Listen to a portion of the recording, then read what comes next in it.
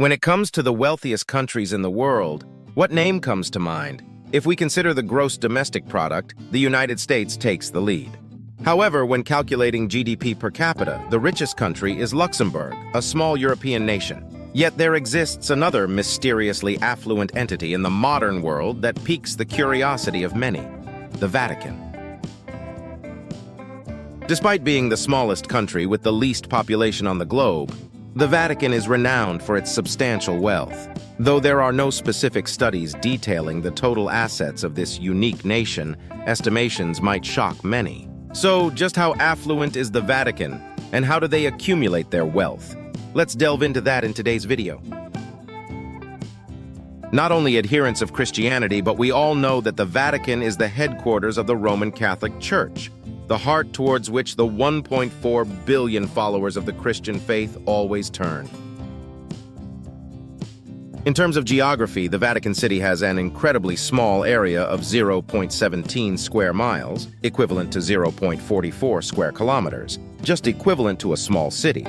The interesting thing is that this country is nestled within the city of Rome in Italy. Due to its territorial location within the heart of Rome, the Vatican carries many influences of Italy's cultural sophistication. However, this doesn't make the Vatican City any less remarkable. It houses numerous grand architectural structures and an immense art collection. The name Vatican has been around long before the establishment of the Catholic Church here.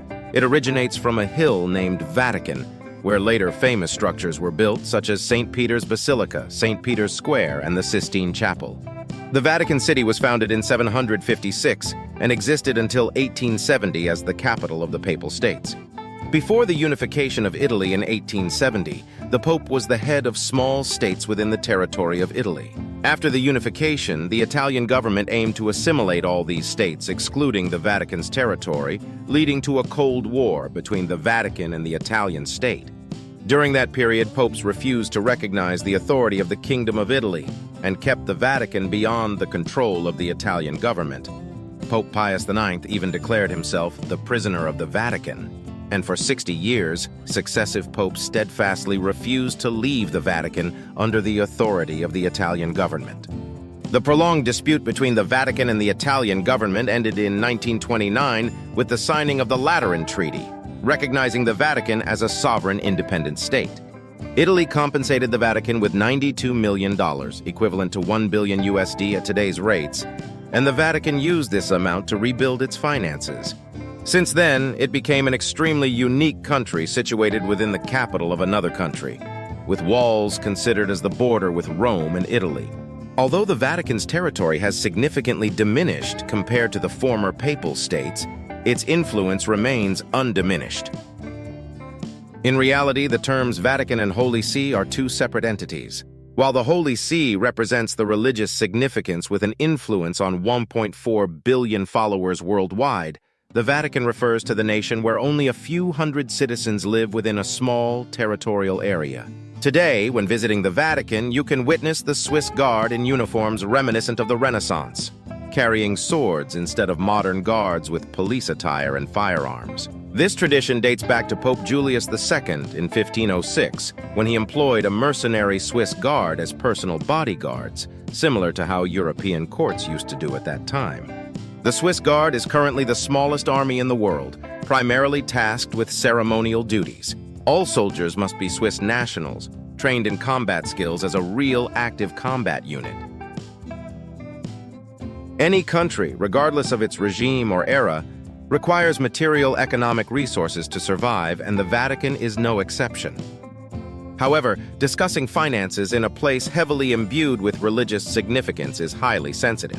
People turn to it with faith in the belief that God can redeem them from the challenges and misfortunes of life. Yet, when it comes to the wealth of the Vatican and how they generate income, it can be astonishing. To sustain the Pope, cardinals, and bishops, a considerable amount of money is needed.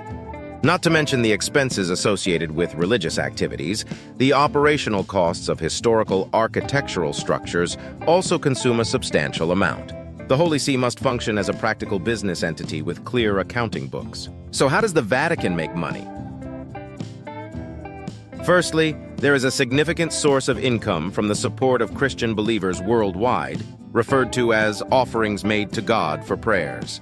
With over 1 billion followers globally, Vatican's contributions reached around $85 million in 2013. Naturally, they do not directly deposit money into the Pope's bank account, but route it through various religious organizations. Secondly, the Vatican can derive considerable benefits from tourism. Magnificent, intricately designed, historically rich architectural structures, fascinating to Roman Catholicism enthusiasts, captivate many worldwide, including non-Christians. How can one resist the allure of splendid sites like St. Peter's Basilica, the Sistine Chapel with its sculptures, and the mural paintings on the walls by legendary artists? It is thanks to tourism that the Vatican annually pockets $130 million, not to mention the revenue from the sale of souvenirs, which brings in around $2 million per year. Each year, this country attracts approximately 5 million tourists, the highest number in the world when adjusted for the average population. However, you may be surprised to learn that this is not the primary source of income for this small nation. Few would believe that the Pope and the College of Cardinals have investments in stocks, holding shares and bonds in various companies worldwide, mainly in the United States and Canada, where the largest number of Catholic followers reside. The total value of these stocks and bonds is $920 million. The Vatican also holds gold, currently deposited entirely in the vaults of the U.S. Federal Reserve, the most powerful central bank globally. The Vatican typically earns between $15 million and $25 million from the securities it holds, the majority of which circulate in the currency market and short-term government bonds. However, the largest asset of the Vatican lies in over 5,000 real estate properties, mostly located outside the borders of this small nation. This includes over 4,000 properties in Italy and about 1,000 in other countries, not counting embassies, which is staggering considering the country's population is just under 1,000 people. Approximately 14% of the real estate in Italy is leased at market prices, while the rest is used as Vatican offices and residences for cardinals, rented at low prices for church staff. About 40% of the real estate consists of schools, monasteries, and hospitals, and these properties are situated in upscale areas of major cities such as London, Paris, Geneva, and Lausanne in Switzerland. The current estimated net worth of the Vatican is around $2 trillion, a figure comparable to some of the world's most powerful corporations like Apple and Google. It's not an exaggeration to say that the Vatican operates as a colossal enterprise. What sets it apart from these corporations, however, is that the Vatican doesn't pay a single penny in taxes. After all, how can one tax the wealth of God? This serves as a stark testament to the immense wealth of the Vatican, surpassing the imagination of many. Nevertheless, the financial picture in the Papal State is not always rosy. Throughout centuries of dominating European hegemony, everything changed in 1789 with the outbreak of the French Revolution. Following this historic event, Napoleon Bonaparte rose to lead France and conquered over half of Europe. He demanded that the Pope contribute to his coffers through a form of taxation. Many subsequent European leaders followed Napoleon's lead, seeking wealth from the vast treasury of the Pope. The popes referred to this tax as a demand from the devil.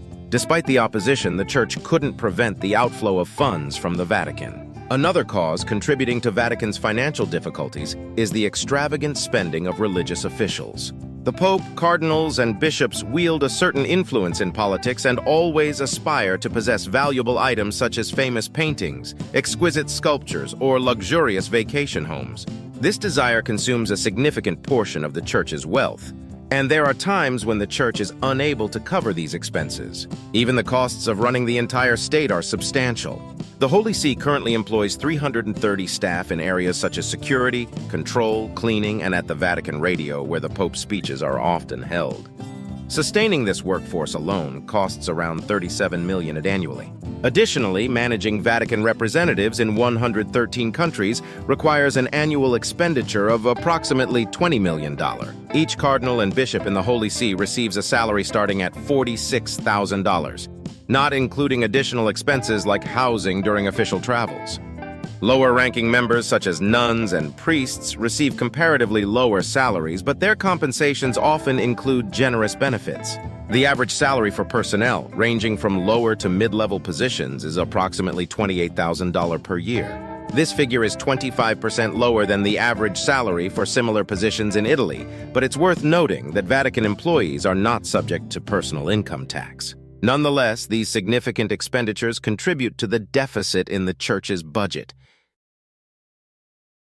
The Vatican is often regarded as possessing substantial wealth, but if it were a company, its revenue would still fall short of making it into the Fortune 500. The total operational budget of the Vatican is approximately 700 million USD. The most valuable assets of the Vatican, primarily its unparalleled collection of world-class art, are nearly priceless and not intended for sale. The Vatican Bank, with assets valued at 8 billion USD, has been a constant center of scandal and corruption since its establishment in 1942. Under the reign of Pope Benedict, efforts were made to clean up the banking system, and Pope Francis continued this mission thereafter. The accounts of the Vatican Bank primarily gather and hold funds from citizens of Vatican City and those working for the Church. However, according to Gerald Posner, a scholar of the Vatican Bank and author of God's Bankers, these accounts are often secretly utilized by powerful Italian officials to conceal tax-evading money. In an attempt to eradicate corruption, the bank had to close over 4,000 accounts and currently manages a total of more than 33,000 accounts. Officially known as the Institute for the Works of Religion, the Vatican Bank has made progress, but there remains a long journey ahead to achieve greater transparency. In the final part of the video, let's review some of the must-visit attractions when exploring the small country of Vatican City. First and foremost, we have the St. Peter's Basilica. This is the largest building in the center of Rome and one of the holiest sites in Catholicism. The architecture is intricate, featuring a solemn dome and luxurious interior. Experience the artistry as you stroll past colossal paintings and gaze upon statues baldachin, a masterful work crafted entirely from bronze by the Baroque sculptor Bernini. Next on the list is the Sistine Chapel, established in the 15th century. The Sistine Chapel stands as an immortal monument in Vatican City. It is the sacred place of the papal conclave, where cardinals gather to elect a new pope. Adorning the walls and ceiling of the chapel is the renowned masterpiece, The Last Judgment. This painting, with over 300 characters and intricate details inspired by Catholicism, is the spiritual offspring of Michelangelo, the genius of the Renaissance. Thirdly, we have the Vatican Museums. Resembling a colossal exhibition, the Vatican Museums boast 54 display rooms housing over 70,000 works of art. Although only a fraction is open to the public, with around 20,000 independent pieces, the art collection at the Vatican Museums remains one of the largest in Italy. Noteworthy is St. Peter's Square, a prime destination within Vatican City, famous for attracting a multitude of visitors. Interestingly, an aerial view reveals that St. Peter's Square resembles a keyhole designed based on a biblical account of Jesus handing the keys of heaven to St. Peter. The fourth highlight is the Vatican Library, one of the oldest libraries globally, officially established in 1475, though its origins date back to the early days of the Catholic Church. Over nearly 600 years, the library has expanded its extensive collection with war spoils, charitable bequests, and valuable gifts. The Vatican Library currently houses 1.1 million books, 75,000 manuscripts, and over 8,500 original prints. Moreover, it possesses the oldest surviving Bible manuscripts and numerous valuable works from the Middle Ages. Presently, the Vatican Library is not open for casual tourist exploration. It primarily serves the research and academic community, and visitor access is usually restricted. And we have completed a full tour of Vatican City, the smallest country in the world, but filled with many astonishing wonders. If you found the video interesting, please subscribe to our channel to show your support. We look forward to seeing you in the next video.